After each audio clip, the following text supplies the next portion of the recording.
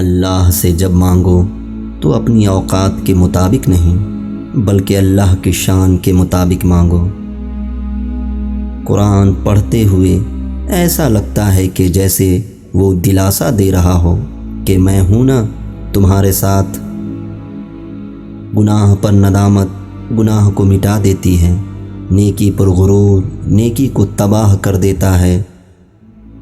جو ذات رات کو درختوں پر بیٹھے پرندوں کو نیند میں گرنے نہیں دیتی، وہ ذات انسان کو کیسے بے یار و مددگار چھوڑ سکتی ہے۔ بہترین لوگ بہترین نیت رکھتے ہیں، جس کی وجہ سے اللہ تعالیٰ ان کے تمام کاموں کو سنوار دیتا ہے، اور جس کام کو رب سنوار دے اسے کوئی بندہ کیسے بگاڑ سکتا ہے۔ مومن بندے کی نشانی یہ ہے کہ جب اس کی موت کا وقت قریب آ جاتا ہے تو اس کے چہرہ پر مسکراہٹ بھی آ جاتی ہے۔ اگر اللہ نے وہ لے لیا جسے کھونے کا تم تصور نہیں کر سکتے تھے تو یقیناً وہ کچھ ایسا بھی دے گا جسے پانے کا تم نے سوچا بھی نہ ہوگا۔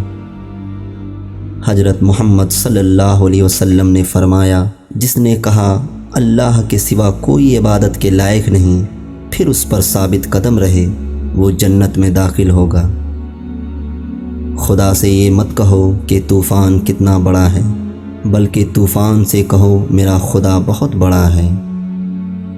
خدا کی راہ میں کوشش کرو اور کبھی پیچھے نہ ہٹو، کیونکہ خدا نے تم سے کوشش مانگی ہے، نتیجہ نہیں۔ دوسروں کو نصیحت کے پھول دیتے وقت خود ان کی خوشبو لینا مت بھولیں۔ توبہ روح کا غسل ہے، جتنی بار بھی کی جائے روح میں نکھار پیدا ہوتا ہے۔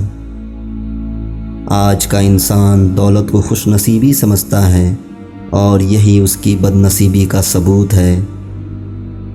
توبہ کا خیال خوش بختی کی علامت ہے، کیونکہ جو اپنے گناہ کو گناہ نہ سمجھے وہ بدقسمت ہے۔ نا امید شخص ہر اچھا موقع بھی گنوا دیتا ہے، اور پر امید شخص ہر پریشانی میں بھی موقع تلاش کر لیتا ہے۔ جو تکلیف تم خود برداشت نہیں کر سکتے وہ کسی دوسرے کو بھی نہ دو۔